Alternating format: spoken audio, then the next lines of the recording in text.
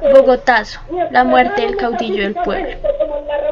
El Bogotazo fue un hecho acontecido a mediados del siglo XX que marcó la historia de Colombia e influenció en muchos aspectos, no solo políticos sino sociales, que llevaron a los ciudadanos a estar en contra de toda oligarquía y hegemonía existente en la época, que regían el país bajo sus propios intereses. En 1948 fue un año marcado por un hecho doloroso que desató la ira popular, ya que el caudillo José Eliezer Gaitán fue asesinado.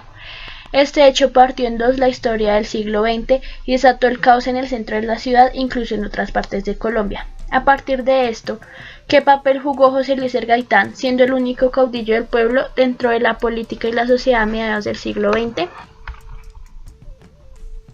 Tras la existencia de hegemonías en Colombia, la oligarquía y la violencia, Colombia entra en una parte fundamental de su historia, donde no solo se verá silenciada, sino amenazada por la oligarquía tanto liberal como conservadora. Sucesos como el Bogotazo, vemos la gran influencia que tenía Gaitán sobre las masas y que se convertiría en un caudillo del pueblo. También podemos observar uno de los más grandes acontecimientos en donde el pueblo luchó en contra de un magnicidio que la devastó. Se busca determinar las características políticas, ideológicas y el movimiento de masas dentro del caudillismo de José Eliezer Gaitán.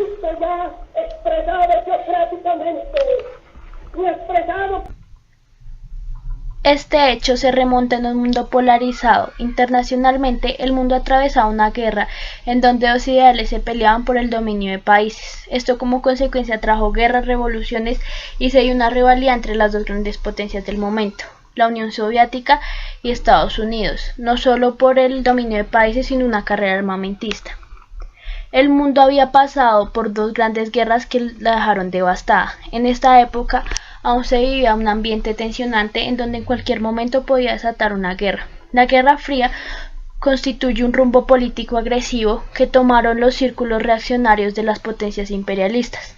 Bajo la dirección de Estados Unidos e Inglaterra, a raíz de la Segunda Guerra Mundial, está orientada a no permitir la coexistencia pacífica de estados entre dos diferentes sistemas sociales, agudizar la tensión internacional y crear condiciones para el desencadenamiento de una nueva guerra mundial. En la práctica, la política de la Guerra Fría se ha hecho patente en la creación de bloques político-militares agresivos, en la carrera de armamentos, en el establecimiento de bases militares en territorios de otros países, en la historia de la guerra, en la intimidación de los pueblos amantes de la paz, la desorganización de las relaciones económicas pacíficas y en los intentos de sustituir por la violencia y la dictadura las normas generalmente reconocidas en relaciones diplomáticas en los estados. En un contexto nacional, Colombia estuvo dirigida por dos únicos partidos políticos que se turnaban el poder entre sí, negando la participación de cualquier otro partido diferente al conservador y liberal. En los años 1885 hasta 1930, el Partido Conservador estuvo a cargo de la presidencia y de cargos públicos. Durante este periodo acontecieron ciertos hechos que llevaron a influir en que el país tuviera una constitución centralista, autoritaria y católica, también la separación de Panamá, y un hecho que contribuyó principalmente a que se terminara la hegemonía conservadora. Esta fue la masacre de las Bananeras en 1928. Esta época estuvo marcada por constantes luchas entre liberales y conservadores, que dio como consecuencia una guerra civil que dejó muchos afectados y produjo la separación de Panamá principalmente. Después de que finalizara la hegemonía conservadora, se da inicio a la República Liberal entre los años 1930 y 1946, en donde el Partido Liberal estuvo a cargo de la presidencia y cargos públicos, excluyendo a los conservadores. Durante este tiempo se da inicio a la primera etapa de la violencia. Se realizó una reforma a la Constitución y a nivel mundial el mundo se encontraba en la Segunda Guerra Mundial. Esta época se ve marcada por grandes guerras, depresión económica, entre otros.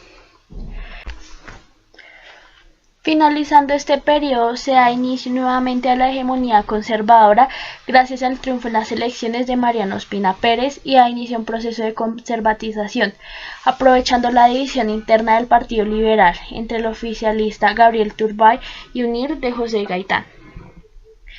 El Partido Conservador toma el poder en Colombia e inicia una ola de asesinatos y desplazamientos que se ve extendido por todo el país. En las primeras regiones donde los asesinatos a liberales se hicieron más intensos fue en Nariño, Cundinamarca y Boyacá. En estos años, 1946 y 1948, un líder movió masas e hizo que ambos partidos políticos de la época se vieran amenazados por este caudillo. El gaitanismo luchaba por los liberales de la base, campesinos, que estaban siendo violentados en el país. Además, tenía el respaldo de miles colombianos. En 1932, Gaitán crea un partido llamado UNIR. Su fin era mejorar las condiciones de la clase menos favorecidas. Aunque Gaitán no consigue ganar la presidencia, se convierte en el caudillo del pueblo. A estos ataques, Gaitán preparó un memorial de agravios en que entregó directamente a Mariano Ospina. Además, organizó la histórica manifestación del silencio el 7 de febrero de 1948, en donde liberales marcharon en completo silencio portando banderas negras pidiendo garantías al gobierno. Más de 50.000 personas desfilaron hacia la Plaza de Bolívar. Su discurso en ese lugar fue memorable. El 30 de marzo de 1948 se realiza la 9ª Conferencia Panamericana con la presencia de 21 países del mundo. Esta daría lugar a la OEA. En esta conferencia se encontraban grandes figuras políticas, entre estas Laureano Gómez, jefe del Partido Conservador. El Partido Liberal, cuyo jefe era Gaitán, no fue invitado a la conferencia. Este hecho aumentó más la tensión entre ambos partidos. El 8 de abril, Gaitán obtuvo uno de los más grandes logros dentro de su carrera como abogado, obteniendo la libertad de Jesús Cortés, teniente del ejército, acusado por matar al periodista Galarza Osa por supuestos ultrajes al honor militar. Este caso se convirtió rápidamente en un escándalo público.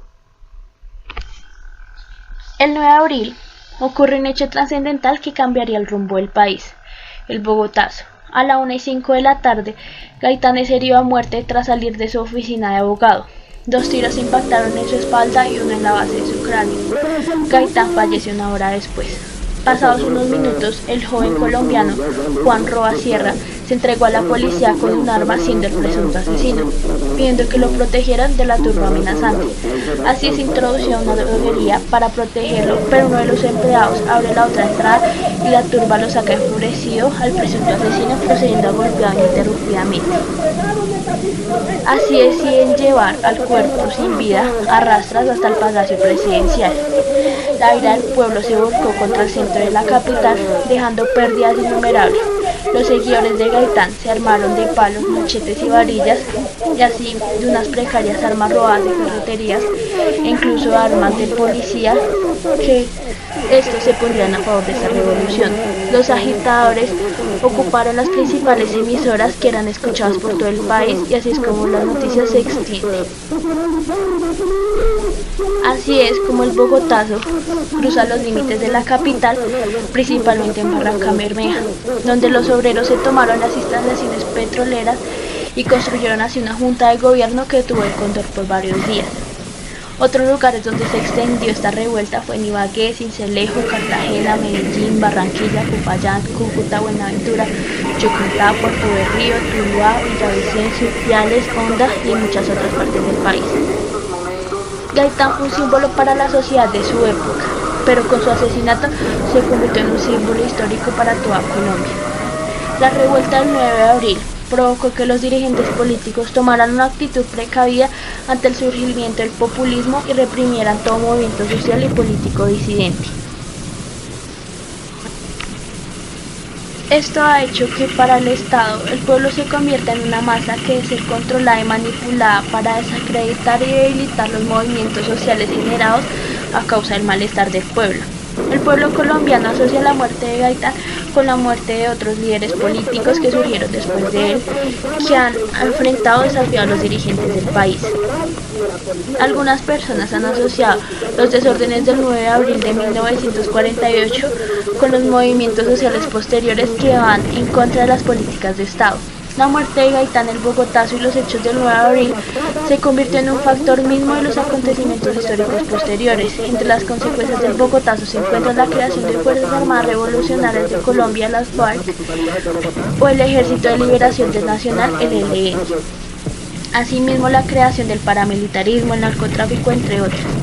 Además de estos hechos, nuestro país ha presenciado la muerte de diferentes líderes políticos, líderes sindicales y gente inocente que ha llevado a Colombia a ser el único país con un conflicto interno y con una crisis humanitaria preocupante. A pesar de que la revuelta se controló en Bogotá el mismo día y la semana en otras partes del país, esto se convierte en una crónica de lucha en donde el pueblo se alzó en contra de la oligarquía, que es una oleada de violencia, asesinatos, guerrillas, atentados y narcotráfico. Un periodo de oscuridad y corrupción que aún no termina, una historia que por su desconocimiento estamos condenados a repetir.